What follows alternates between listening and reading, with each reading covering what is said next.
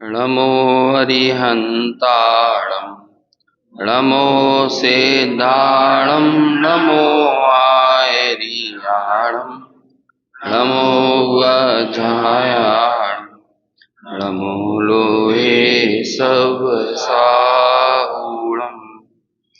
मङ्गलं भगवान् वीरो मङ्गलं गौतमो गणी मङ्गलं कुन्दकुन्दाद्यो जैन धर्मोऽस्तु मङ्गलम् सर्वमङ्गलमाङ्गल्यं सर्वकल्याणकारकं प्रधानं सर्वधर्माणां जैनं जयतु जैनं जयतु शाश्वतम् येनात्मा बुध्येतात्मैव परत्वेनैव चापरम् अक्षयानन्तबोधाय तस्मै सिद्धात्मने नमः। श्लोक क्रमांक 89, पेज नंबर 164। जाति लिंग से मोक्ष पद प्राप्त नहीं होता, जाति लिंग के आग्रह से। इसी तरह कोई आगम का भी आग्रहवान यदि हो जाए तो वो भी आत्मा को नहीं समझता। ऐसे सर्व आग्रहों का त्याग करने के लिए यहाँ पर आचार्य बारंबार उपदेश दे रहे हैं। कल हमने इस पर विस्तार से काफी चर्चा की थी। अभी टीका के ऊपर बात करना है। पहले एक बार अपन पुनः इस श्लोक को पढ़ेंगे, फिर यहाँ चर्चा आगे बढ़ाएंगे। जाति लिंग विकल्पेन येषां च समयाग्रहा तापि न प्राप्नुवन्ते परमं पदमात्मनः। जाति लिंग से मोक्ष पद आगम आग्रहवान नहीं पावे वे आत्म का परम सुपद निर्वाण। अन्वयार्थ, जिन्हें जाति और लिंग के विकल्प से मुक्ति होती है, ऐसा आगम संबंधी आग्रह है, वे भी आत्मा के परम पद को प्राप्त नहीं कर सकते हैं, संसार से मुक्त नहीं हो सकते हैं। पिछले 2 श्लोक अपन ने पढ़े थे, तो उसमें जाति लिंग के आग्रही व्यक्तियों के लिए मुक्ति संभव नहीं है ऐसा कहा था। यहाँ पर कहते हैं चलो ठीक है, जाति लिंग के विकल्प नहीं भी रहे, लेकिन आगम का आग्रह हो गया है, समय का आग्रह हो गया है। अब ये समय के आग्रह भी हर मत के अपनी द्रव्य और तत्व संबंधी प्ररूपणाएं उस मत के समय ही कहलाते हैं, उस मत का आगम कहलाता है। क्योंकि आप्त वचनों से जो निबंधित होता है वो आगम कहलाता है। ऐसी आगम की परिभाषा है, आप्त वचनम निबंधनम इति आगमः, ऐसे सूत्र आते हैं। तो सबने अपने अपने आप्त माने हैं, चाहे वो नैयायिक हों, शैव हों, मीमांसक हों। अब वो सब अपने अपने आगम से यदि ये कहने लगे ये पढ़ोगे तो ही मुक्ति होगी, और ऐसा ही हम कहने लगे, जिस पे हमने कल काफी चर्चा की थी कि हमें भी अपने साधनों का आग्रह हो गया, लेकिन साधन के आग्रह हो जाने से भी मुक्ति नहीं है। उस आग्रह को छोड़कर किसका आग्रह होना है? मतलब आग्रह तो नहीं है, देखो यहाँ पे आत्मा का आग्रह मतलब ये नहीं कि हमें कोई बल जबरी से ये मानना है कि मैं आत्मा हूं। अरे जो हूं तो हूं, अब उसमें बल जबरी करने वाली कोई बात थोड़ी है। जो स्वभाव है, जैसे अग्नि है, अब अग्नि के ऊपर किसी ने जोर जबरदस्ती थोड़ी की है कि उसे उष्ण रहना है। ऐसे ही हमारे ऊपर किसी ने दबाव बनाया है कि तुम आत्मा रहो, बाकी के 5 द्रव्य आके हमसे ये कहते हैं कि तुम अपना काम करो, ऐसा तो नहीं कहते। सब द्रव्य अपने अपने में रहते हैं, कोई किसी के ऊपर कोई दबाव तो बनाता नहीं है। ऐसे हम लोग भी कभी मान के चलो प्रवचन आदि सुनने लगे तो हमें ऐसा दबाव सा महसूस होने लगता है दिमाग पे कि यार अपने आप को आत्मा मानना ही पड़ेगा। अरे मत मानो आत्मा, तब भी आत्मा ही रहोगे। नहीं भी मानोगे तो भी आत्मा रहोगे। लेकिन होगा क्या, यदि उस स्वभाव को स्वीकार कर लोगे तो उस स्वभाव की अस्वीकृति के कारण होने वाले दुख दूर हो जाएंगे, बस। और कुछ नहीं है। किसी को, आत्मा को भी इस बात की परवाह नहीं है कि तुम अपने आप को आत्मा मानो। स्वभाव तो उसे ही कहते हैं ना। शकर को ये कहने की जरूरत नहीं है कि तुम मीठा हो, है ना। अब ये शकर वकर के उदाहरण देना पड़ते हैं, हालांकि ये भी समान जातीय बंधन है आपस में, भिन्न क्या कहते हैं, समान जाति द्रव्यों का बंधन है परस्पर। तो इसलिए, लेकिन फिर भी बताने के लिए तो कहना ही पड़ता है। तो ये जितने भी हम लौकिक में देखते हैं, सब अपने अपने स्वभाव से घटित हो रहे हैं, स्वभाव में रह रहे हैं। उस स्वभाव के, ऐसा कहते हैं, स्वभावो तर्क गोचरहा। स्वभाव में कोई तर्क की जरूरत नहीं है, स्वभाव में किसी युक्ति को लगाने की जरूरत नहीं है। स्वभाव तो स्वभाव होता है। समझ में आया। और ये तो आइंस्टीन ने भी कहा था। जब अपन लोग कहते हैं ना कि हम ज्ञानी क्यों हैं, और अपन ये कह देते हैं कि भैया स्वभाव में तर्क नहीं चलता, तो लोग कहते हैं कि नहीं, तुम तो इसे जस्टिफाई करके बताओ। अब वही बात आइंस्टीन ने कह दी थी कि भाई, उसने अंग्रेजी में कोई एक ऐसा सेंटेंस कहा था, अब मुझे वो एग्जैक्ट तो याद नहीं आ रहा। उसने ये कहा कि बहुत सारे एसेंस वस्तु के, व्यवस्था के पूरे ऐसे हैं जिनके ऊपर आपका कोई लॉजिक नहीं चलता है। तब वहां पर सब लोग एक्सेप्ट कर लेते हैं कि हाँ देखो कितनी साइंटिफिक बात है, जबकि ये त्रैकालिक बात है। हम ज्ञान स्वभावी हैं, इसमें कोई से तर्क की जरूरत नहीं है। कई बार तो मुझे ऐसा लगता है कि जो लोग अपने अपने धर्मों का झंडा बुलंद करके आगे बढ़ना चाहते हैं, जैसे आज राम के नाम पे कत्लेआम कर दे कोई, तो कोई दिक्कत नहीं है। हम इस क्या करें, वर्तमान परिस्थितियों में, व्यवस्था में उस बात को एक्सेप्ट कर लेते हैं। लेकिन उनसे ये पूछो कि भाई मान के चलो कि हर व्यक्ति राम नाम लेने लगेगा, इससे तुझे व्यक्तिगत सुख कैसे मिलेगा? हमें तो ये बात सिद्ध करके बता। तू व्यक्तिगत रूप से कैसे सुखी हो जाएगा? पूरी दुनिया राम का नाम लेने लगेगी तो तुम सुखी कैसे हो जाओगे? पूरी दुनिया बुद्ध का नाम लेने लगेगी तो तुम पर्सनली, व्यक्तिगत रूप से सुखी कैसे होगे? पूरी दुनिया चलो महावीर का नाम लेने लगेगी, है ना। जब तक सूरज चांद रहेगा महावीर का नाम रहेगा। चलो रह गया महावीर का नाम, लेकिन उससे तुम कैसे सुखी होगे, ये बात बताओ। लोगों को ये लगता है कि हम धर्म की कुछ क्रियाओं को, कुछ नामों को जन जन का विषय बना दें, कुछ प्रतीकों को जन जन का विषय बना दें। पूरे देश में यदि भगवा झंडा लहराने लगे या हमारा पचरंगा झंडा लहराने लगे, उससे तुम सुखी कैसे होगे, ये बताओ। ये कितने आग्रह हैं लोगों के, हैं? सब गुरुदेव का नाम लेने लगे सब लोग, इससे तुम सुखी कैसे होगे? चलो कांजी स्वामी का नाम लेने लगे, इससे तुम्हारा क्या संबंध है? और चार आदमी कांजी स्वामी का नाम नहीं ले रहे, इससे तुम्हें क्या फर्क पड़ रहा है? और कांजी स्वामी को क्या फर्क पड़ रहा है? महावीर स्वामी का नाम नहीं ले तो महावीर स्वामी को क्या फर्क पड़ रहा है? कुंदाचार्य को क्या फर्क पड़ रहा है? उन्हें तो कहीं कोई फर्क नहीं पड़ता है। और ये व्यक्ति चूंकि किसी का नाम इसका अहंकार बन गया है, इसे फर्क पड़ने लगता है और ये कोशिश करता है कि सब लोग वही नाम लेने लगे। अरे अपने पर्सनल सुख को तो, सुख के बारे में तो सोचो। तुम ये वाला धर्म, ये वाला पंथ दुनिया मानने लगे, इस विकल्प से तुम खुद कितने परेशान हो। और वो धर्म कैसे भला माना जा सकता है जो तुम्हें खुद सुखी नहीं बना पा रहा है? और तुमने उसके आग्रह को पकड़कर ये सोच लिया है कि जगह जगह ये झंडा लहराना चाहिए, जगह जगह ये मूर्तियां बनना चाहिए। इससे तुम्हारा क्या संबंध है? छोटे दादा कहते थे गिरनार जी को लेके, जब विवाद होता था, कहते भैया ठीक है, गिरनार के ऊपर तुम्हें हाई कोर्ट से, सुप्रीम कोर्ट से, सब जगह से तुम चीजों को लिखवा के ले आओ, ऑर्डर लेके आ जाओ कि हाँ ये जैन धर्म का प्राचीन स्थल है। लेकिन उस ऑर्डर के आने के बाद भी क्या तुम बहुमत के सामने ये प्रूव करके दिखा पाओगे? तुम अपना काम कर पाओगे कि नहीं? तो फिर उस एक पर्टिकुलर जगह के लिए लड़ने से अच्छा है कि उसके बगल में जहां शांतिपूर्ण जगह है वहां रह के अपना शांति से आराधना कर लो। देखो सम्मेद शिखर से इतने इतने तीर्थंकर मोक्ष गए। मुझे सम्मेद शिखर में जाने के बाद ये विचार आया, अब शास्त्रों में लिख दिया ये कि अमुक तीर्थंकर इस कूट से गए, अमुक तीर्थंकर से ये मोक्ष गए, ऐसा लिख दिया गया है ना। इस तीर्थंकर की ये कूट, इस तीर्थंकर की ये कूट।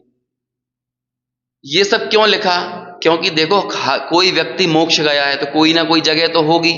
अब उस जगह के बारे में जब आप लिखने जाओगे तब आपको कोई ना कोई नाम रखना पड़ेगा, नाम निक्षेपण करना पड़ता है।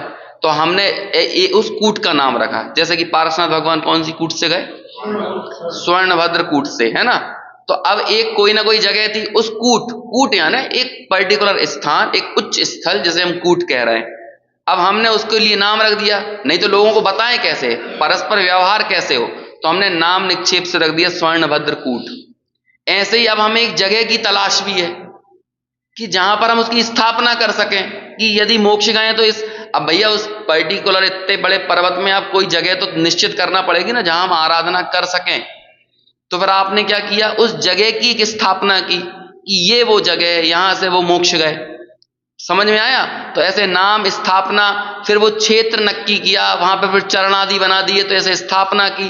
तो ये नाम, स्थापना, है ना, क्षेत्र, और फिर भाव। अब ये भाव का संबंध किससे है कि बाकी की 3 चीजें हमें भाव तक लेके आती हैं। फिर हम उस जगह पर जाते हैं तो स्वयं ही वहां पर देखना धक्का मुक्की होने लगती है कि कोई वो चरण ना छू पाए, तो फिर वो आदमी एकदम लगा रहता है कि चरण ही छू लें हम, तब जाके हमारा काम हो पाएगा। भैया वो एक निक्षेप है। उस जगह को देख के आपके जो भाव में पारसनाथ भगवान आ रहे हैं ना, इसके लिए बाकी की 3 चीजें की गई थी, इसके लिए वो किया था। सिर्फ हम हमारे भाव उससे जुड़ पाए, इसके लिए था। कोई वो जगह ऐसी नहीं है, ऐसा कोई आपके पास मापदंड नहीं है कि आप उसे प्रूव करके बताओ कि ये जो चरण बनाए यहीं बैठे थे वो। बिल्कुल भैया, उससे थोड़े से इधर भी बैठ सकते हैं, थोड़े इधर भी बैठ सकते हैं, थोड़े से और दूर बैठ सकते हैं, है ना। जहां आप चप्पल जूते रख रहे हो, अब अपने लोग तो नहीं चढ़ते, लेकिन अन्य मतावलंबी आते हैं तो उनको भी कह दिया जाता है कि भाई यहां तक ही चप्पल जूते रखो। तो वहां पे जहां चप्पल जूते रख रहे हैं लोग बाग, कौन जाने कि उस जगह से गए होंगे। और पारसनाथ नहीं गए तो कोई तो गया होगा, क्योंकि करोड़ों करोड़ों लोगों के नाम आते हैं। अब इस स्वर्णभद्र कूट से इतने लाख, इतने हजार, इतने करोड़ मोक्ष गए, तो क्या आपको लग रहा है वो सब के सब वो जगह देख के बैठ रहे थे? तो वो स्वर्णभद्र कूट मतलब एक जगह का स्थान निश्चित कर दिया, एक बहुत बड़ा व्यापक स्थान जो था, हमने वो कह दिया कि ये पारसनाथ के पूरे परिमंडल वाला क्षेत्र था। अब वो पारसनाथ के परिमंडल वाला जितना क्षेत्र था वो स्वर्णभद्र कूट हो गया। तो यदि आपके भावों में वो निर्मलता और पवित्रता आ रही है, तब तो वो नाम का, स्थापना का और क्षेत्र निक्षेप का कोई प्रयोजन है। और नहीं आ रही है तो फिर उन 3 का भी कोई मतलब नहीं है। अब ऐसे ही वो कहते थे कि भैया गिरनार में तुमने वो जगह के लिए जो लड़ रहे हो, तुम्हारे भाव किस चीज में जा रहे हैं, कलुषित हो रहे हैं, तनावपूर्ण हो रहे हैं, तो देखो निश्चित थोड़ा सा अगल बगल में देख लो, जहां पर कोई विवाद नहीं हो वहां देख लो, ले लेने दो उनको वो जगह, उसके लिए लेकिन तुम तो शांति से आराधना करो, तुम तो भगवान से जुड़ पाओ। तो ऐसे समाधान के मार्ग की तरफ बढ़ना चाहिए। क्यों? क्योंकि हमारे पास इतना समय नहीं है कि एक पूरा का पूरा जीवन हम किसी छोटी सी चीज के तनाव में, लड़ाई में गवा दें। मुझे बड़ा दुख होता है, 15-15, 20-20 साल तक केस चलते रहते हैं छोटी छोटी चीजों के।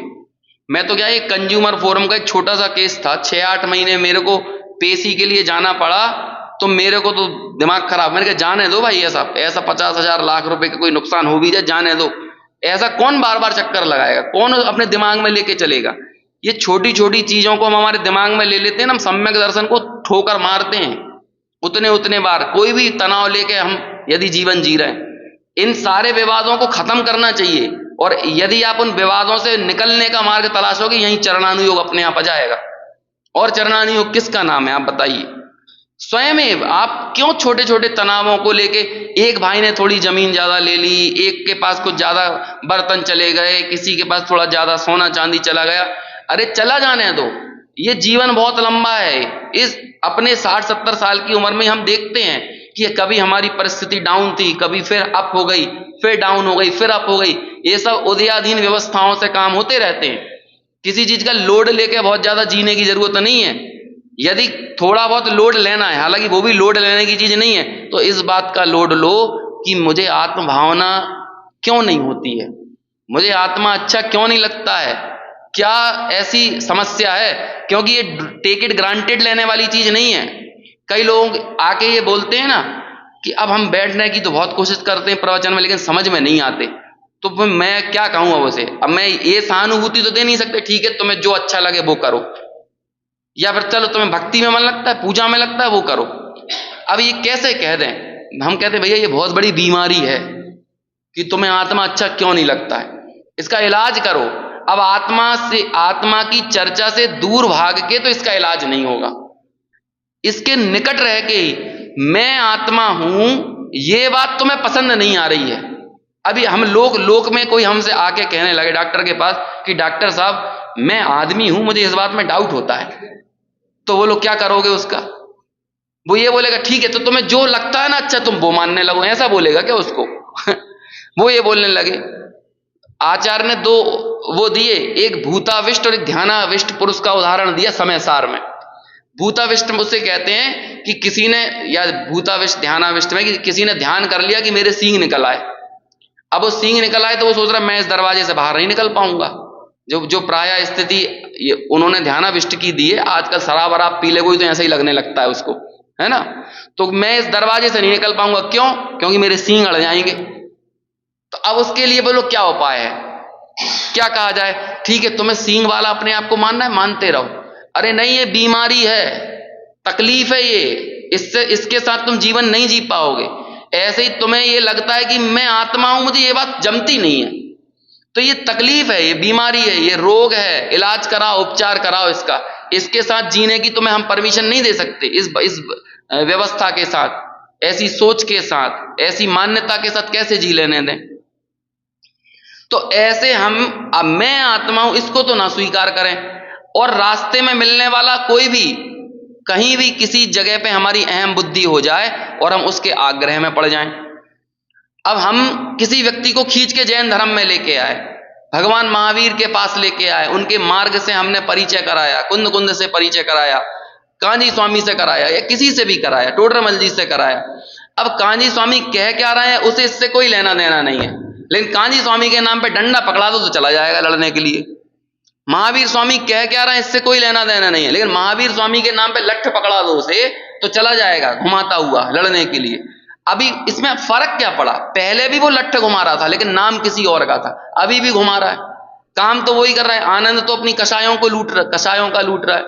अब हम और आप चलो लठ नहीं घुमाते, लेकिन अपने मन की कलुषताओं के लठ तो अपने आप पड़े ही रहते हैं। ये तो है, अंदर में बैर भाव तो पड़ा ही रहता है। ये किस चीज के लिए? अब अपने में ही देख लो जरा, निश्चय वालों के मन में व्यवहार वालों के प्रति कैसा भाव जाता है, व्यवहार वालों के मन में निश्चय वालों के प्रति कैसा जाता है। अरे भाई सब साधर्मी है, सब क्या कहें, गुरुदेव श्री एक पंक्ति बोलते थे, अपने बिल्कुल उकेर लो यहां पे, जा में जितनी बुद्धि है उतनो दियो बताए, ताको बुरो ना मानियो और कहां से लाए। और क्या करेगा वो?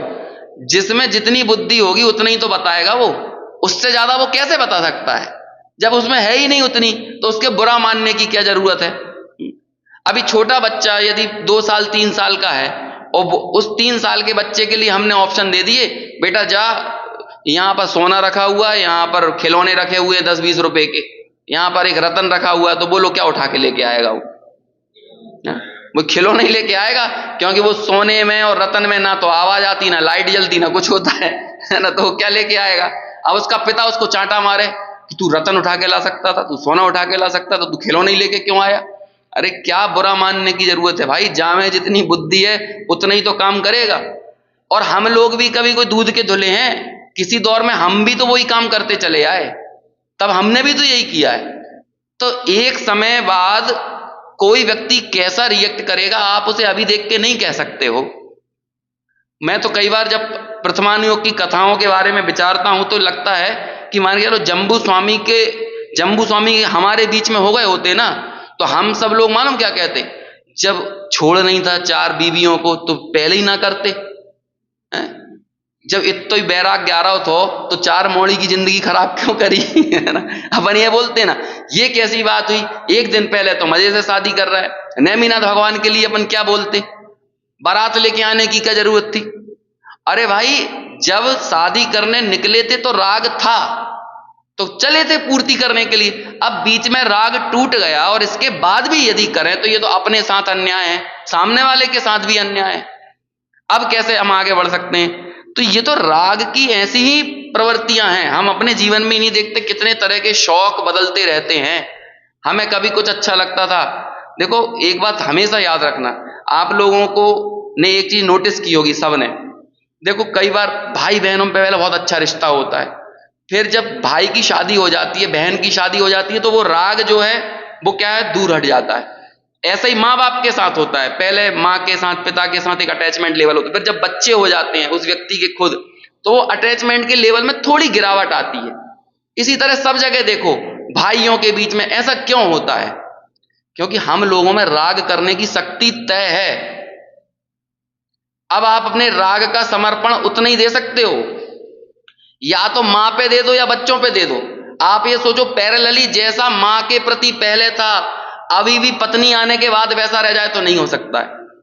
जो व्यक्ति ज्यादा सोशल होता है ना, वो उतना अच्छा पारिवारिक नहीं होता। और ये तो एक कोई राजनीतिक हुए हैं, उन्होंने ये बात कह दिया कि दुनिया भर के प्रति संवेदना रखने वाला व्यक्ति अपने घर में सबसे ज्यादा संवेदनशील होता है। क्यों? क्योंकि जब आपकी संवेदनाओं का विस्तार इतना हो जाता है ना, तो आप इतना संकीर्ण होकर अपने परिवार मात्र के लिए नहीं सोच पाते। और होता है, महात्मा गांधी अपने तीनों पुत्रों का ख्याल नहीं रख पाए। उनके एक पुत्र के साथ तो इतना भयंकर तकरार थी उनकी, क्योंकि आप संवेदना के लेवल को इतने ऊपर ले गए हो, तो अब आपका नीचे के लेवल पर संवेदना नहीं रह जाएगी। आप उतना नहीं सोच सकते कि मैं अपने बच्चों के बारे में सोचूं, अपनी पत्नी के बारे में सोचूं। ये होता है, जितना ज्यादा बड़ा पब्लिक फिगर होता जाता है, अपनों से दूर हटता जाता है। अब क्या करोगे भाई, उसका समय, उसकी बुद्धि, उसकी राग की ताकत सब उतनी है। जब आप वहां जाओगे तो कहीं ना कहीं आपको संवेदनशील होना पड़ेगा। और प्रायः ऐसा होता है, आप किसी भी सोशल फिगर से मिलो तो आप देखोगे कि वो परिवार में उतना बेहतर नहीं होता है। क्यों ऐसा हुआ? क्योंकि हमारी राग करने की शक्ति तय है। अब लोग बाग ये बोल रहे तुम तो बदल गए, तुम तो बदल गए। अरे बदल नहीं गए, डाइवर्ट हो गया है। पहले वो राग की धारा तुम्हारी तरफ बह रही थी, अब वो दूसरी तरफ बहने लगी है। तो वो है तो उतना ही ना राग, अब वो तो यहां बहलेगा या यहां बहलेगा, या मां की तरफ बहेगा या पत्नी की तरफ बहेगा। और जब ज्यादा पत्नी की तरफ बहेगा तो थोड़ा कम मां की तरफ होगा, ज्यादा मां की तरफ होगा तो पत्नी से अनबन होने लगेगी। ये तो हो गई।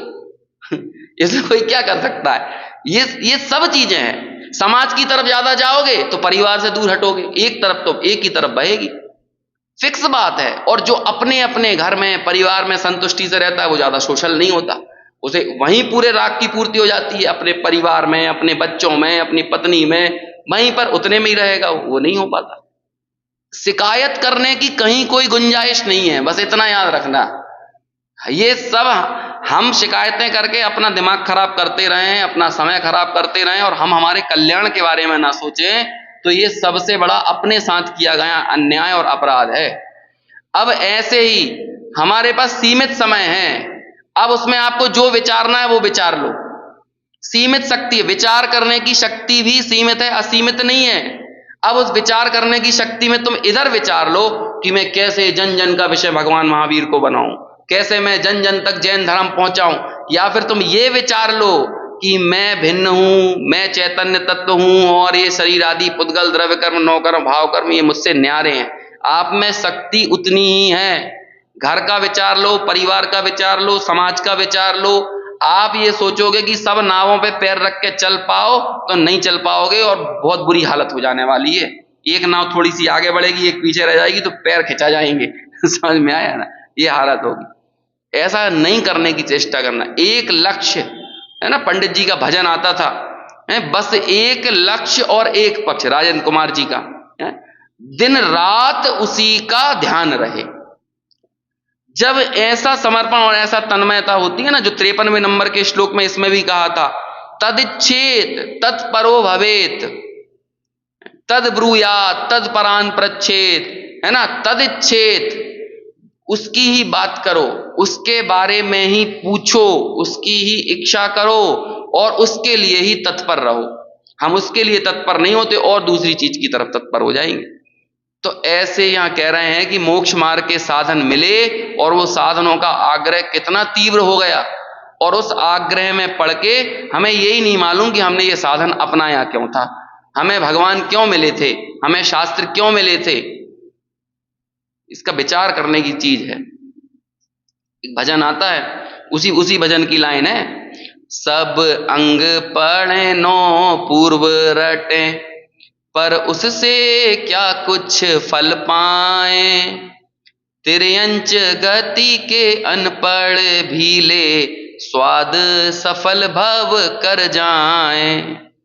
ये जड़ पुद्गल अनजान स्वयं, ये ज्ञान तुम्हें कैसे देगा।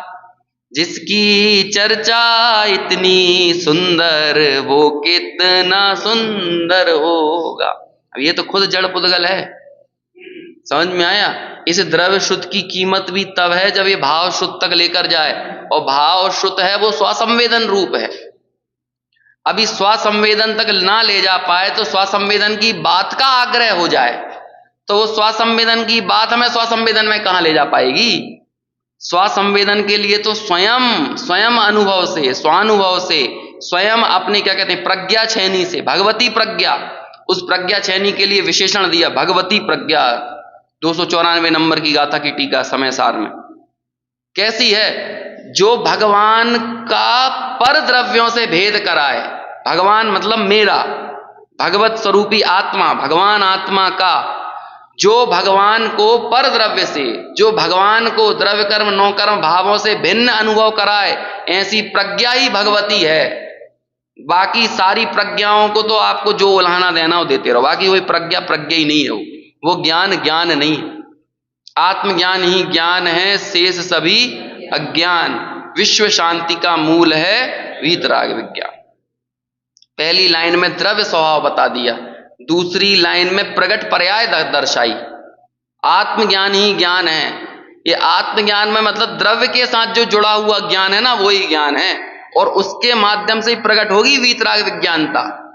और जब वीतराग विज्ञानता प्रकट हो गई तब जाकर विश्व शांति होगी, नहीं तो नहीं हो सकती। अभी वहां पे टोडरमल स्मारक में एक प्रश्न ऐसा किया, वो परिचर्चा रखी थी स्वानुभूति जी मुंबई वालों ने, तो वहां पे किया कि आत्मा को जानने से विश्व शांति कैसे हो जाएगी। तुम्हारा जैन धर्म कितना स्वार्थी धर्म है, विश्व शांति के बारे में नहीं सोचता है ना। तो सबने अलग अलग मत दिए अपने अपने तरह से। तो वहां पे मैंने यही बात कहा, देखो भैया विश्व क्या है? विश्व एक निराकार इकाई है। विश्व बनता किससे है? व्यक्ति से ही तो विश्व बनता है। व्यक्ति से परिवार बनता है, घर बनता है, परिवार से मोहल्ला बनता है, मोहल्ले से शहर बनता है, शहर से प्रांत बनता है, प्रांत से देश बनता है, देश से महाद्वीप बनते हैं, महाद्वीप से जाके वही विश्व बन जाता है। तो पूरे विश्व की सबसे छोटी इकाई कौन सी है? व्यक्ति है ना। व्यक्ति में आने वाला बदलाव वो ही तो आगे जाकर विश्व के बदलाव के रूप में परिलक्षित होगा। और वो व्यक्ति खुद को कैसे बदलेगा? अपनी शांति को स्थायित्व देने का तरीका क्या है? जो शांति बाहरी फोर्स के माध्यम से स्थापित की जाए ना, वो शांति कभी शांति नहीं होती है। जो शांति अंदर से प्रकट पैदा होती है वो शांति ही स्थायी रहती है। और ऐसी स्थायी शांति का एकमात्र माध्यम क्या है? अब कश्मीर में शांति है कहने को, लेकिन बारूद के ढेर पे है कश्मीर, कभी भी फटेगा वो। क्यों? क्योंकि बाहरी फोर्सों के कारण शांति है वहां पे। और आए दिन ऐसा होता रहता है, कभी कोई और मजबूत होता है तो वहां पे फिर दूसरे पक्ष का वर्चस्व दिखने लगता है। ये सब होते रहते हैं।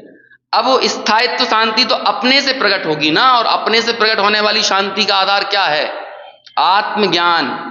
अब आत्मज्ञान से जब आपने अपने आप को बदला, और यही प्रसार सब में 1 से 2, 2 से 3, 3 से 4 अनेक लोगों में होता रहे, तो क्या हो जाएगा? यही विश्व शांति का आधार बनेगा।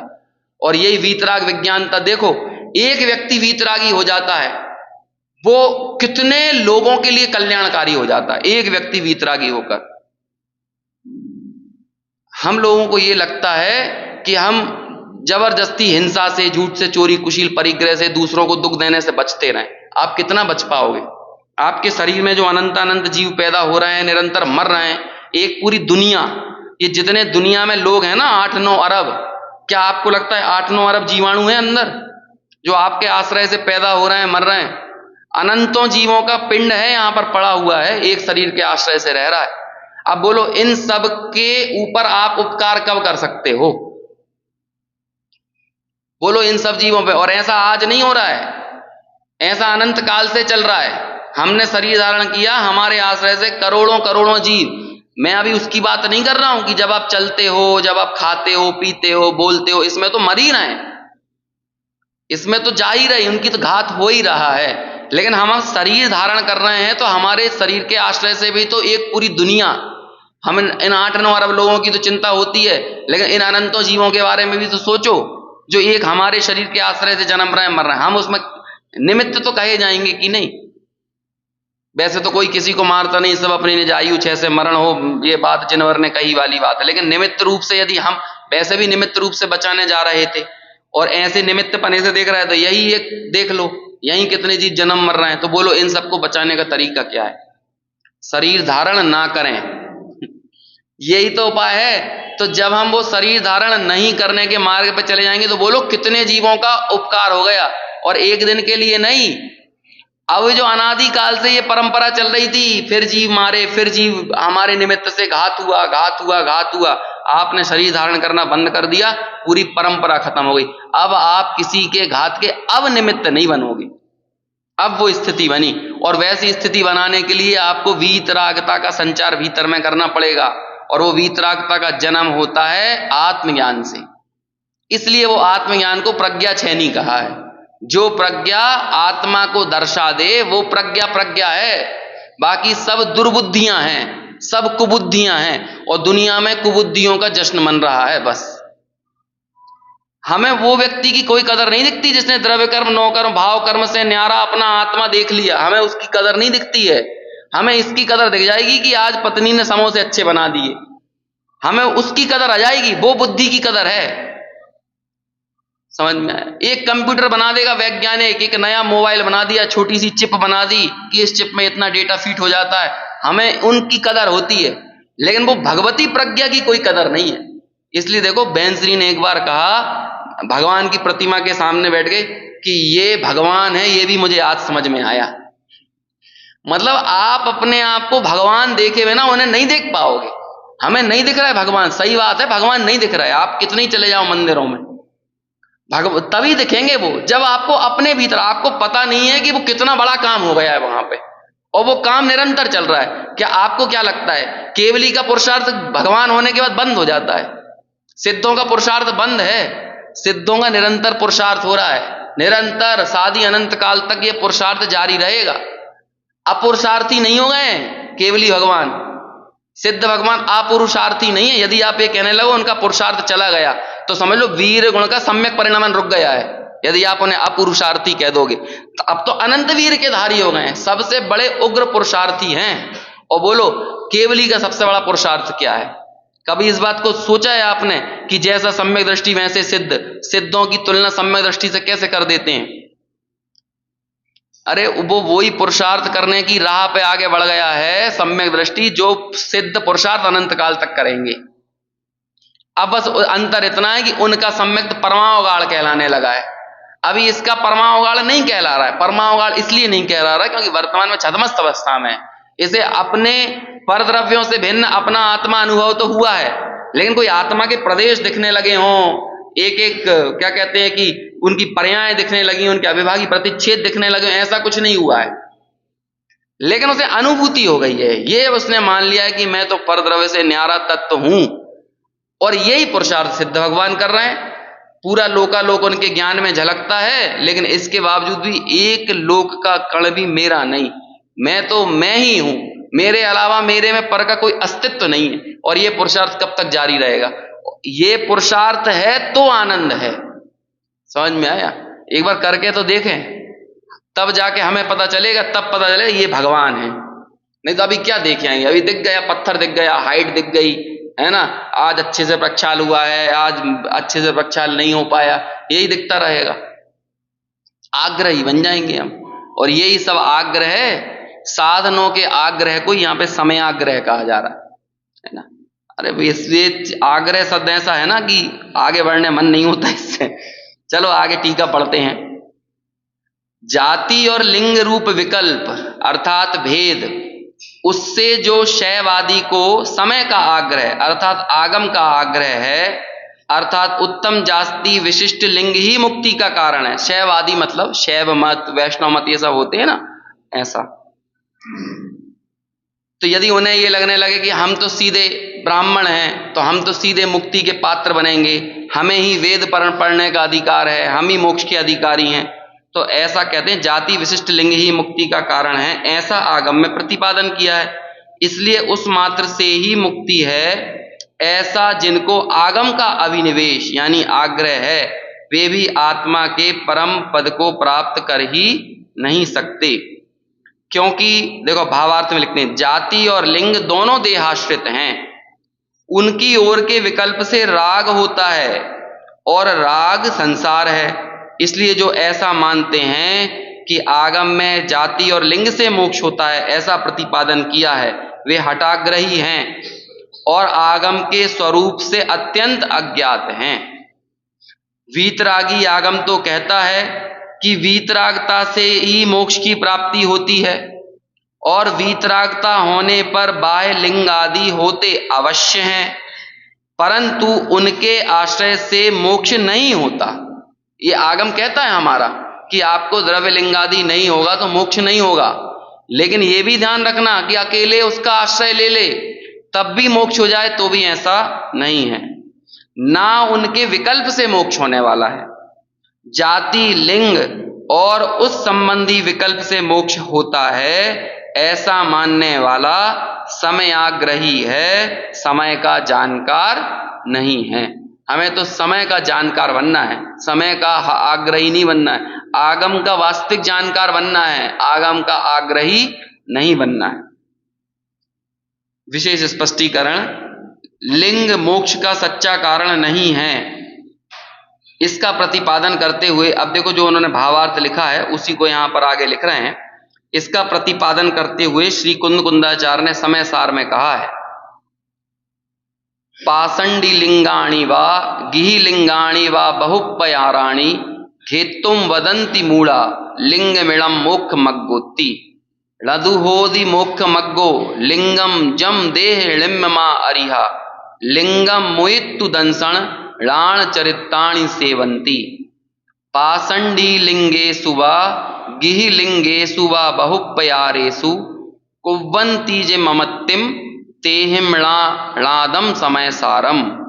देखो अर्थ लिखते हैं, बहुत प्रकार के मुनि लिंगों का अथवा ग्रही लिंगों का ग्रहण करके मूढ़ अज्ञानी जन ऐसा कहते हैं कि यह बाह्य लिंग मोक्ष मार्ग है, परंतु लिंग कोई मोक्ष मार्ग नहीं है, क्योंकि अरहंत देव देह के प्रति निर्मम वर्तते हुए लिंग को छोड़कर दर्शन ज्ञान चारित्र का ही सेवन करते हैं।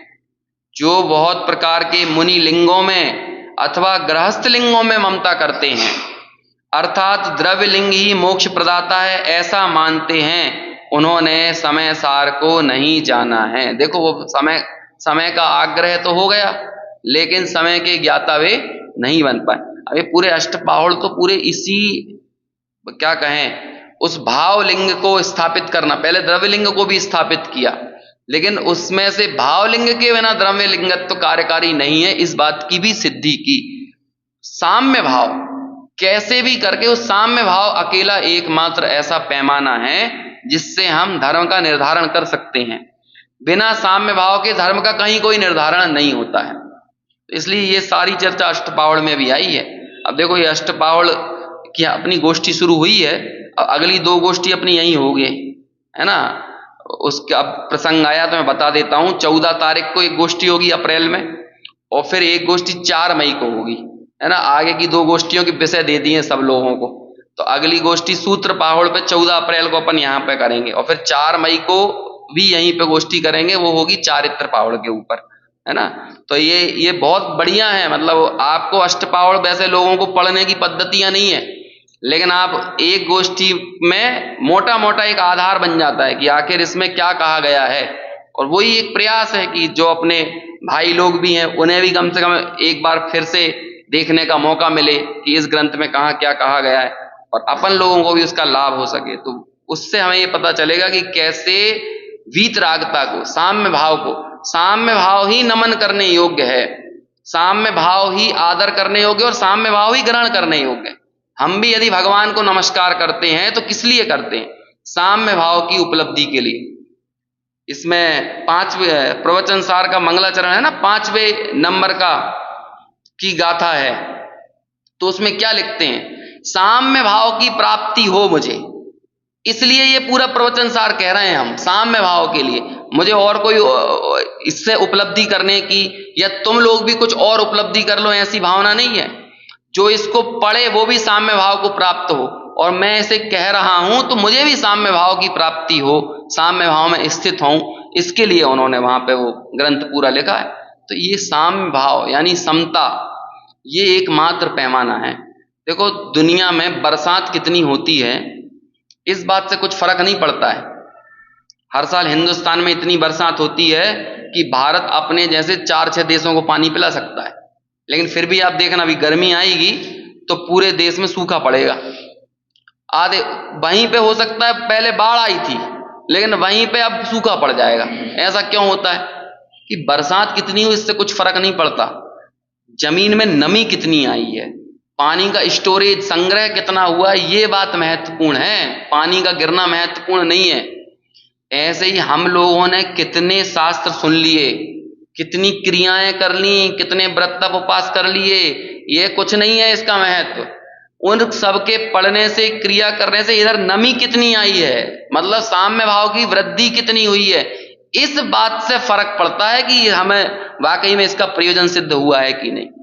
इसके अलावा कोई पैरामीटर, कोई थर्मामीटर नहीं है जैसे हम नाप सकें कि तुमने कितने शास्त्र सुने, तुमने कितनी क्रियाएं की, कोई पैरामीटर नहीं है। समता कितनी बड़ी, हमारे राग देश में कितनी घटौती हुई, सुख कितना बढ़ा, समता बड़ी मतलब सुख बढ़ा। अब चीजें आपको कितनी कितनी परेशान करती पहले की तुलना में और अब कितनी करती हैं। ये कोई निराशा का दर्शन नहीं है, ये कोई दुख में ले जाने का दर्शन नहीं है, इसमें कदम कदम पर सुख में वृद्धि, यही एकमात्र कारण है। और सुख में वृद्धि का एकमात्र उपाय क्या है? साम्य भाव। साम्य भाव मतलब कषायों का अभाव, कषायों का घटना।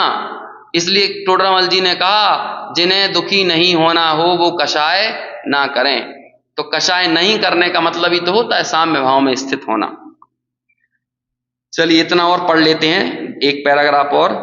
जो वास्तव में मैं श्रमण हूं, मैं श्रमणोपासक यानी श्रावक हूं, इस प्रकार द्रव्य लिंग में ममकार द्वारा मिथ्या अहंकार करते हैं, वे अनादि रूढ़ यानी अनादि काल से चले आए व्यवहार में मूढ़ मोही वर्तते हुए प्रौढ़ विवेक वाले निश्चय यानी प्रौढ़ विवेक वाले निश्चय यानी निश्चय नय पर अनारूढ़ वर्तते हुए। अब तो कितने बढ़िया शब्द प्रयोग किए हैं, अनादि रूढ़ और प्रौढ़ विवेक वाले। व्यवहार में मूढ़ मतलब बाल मूढ़ है ना, जैसे बचपन की मूर्खताएं होती हैं है ना, वो कह रहे हैं यहां पे कि व्यवहार में मूढ़ है वो। और प्रौढ़ विवेक, जिनका विवेक प्रौढ़ता को प्राप्त कर गया है, वो कौन है कि जो निश्चय पर हैं, और निश्चय पर जो नहीं है तो कहते हैं निश्चय पर अनारूढ़ वर्तते हुए परमार्थ सत्य, जो परमार्थ सत्यार्थ है ऐसे भगवान समय सार को देखते अनुभवते नहीं हैं। व्यवहार में मूढ़ जन जो कि निश्चय नय को नहीं जानते समझते, वे प्रौढ़ विवेक वाले नहीं होने से समय सार का अनुभव नहीं करते। फिर आगे कहेंगे अब उस पद की प्राप्ति के लिए जाति आदि विशिष्ट शरीर में निर्ममत्व की सिद्धि के लिए और भोगों से व्यापृत होकर पुनः मोहवश शरीर में ही अनुबंध करता है। कौन करता है? वही अज्ञानी। तो ऐसे अज्ञानी की और क्या स्थिति, मोही जन की क्या स्थिति होती है, उस बात को बताने के लिए अगला श्लोक कहेंगे, वो चर्चा आगे अपन कल करेंगे।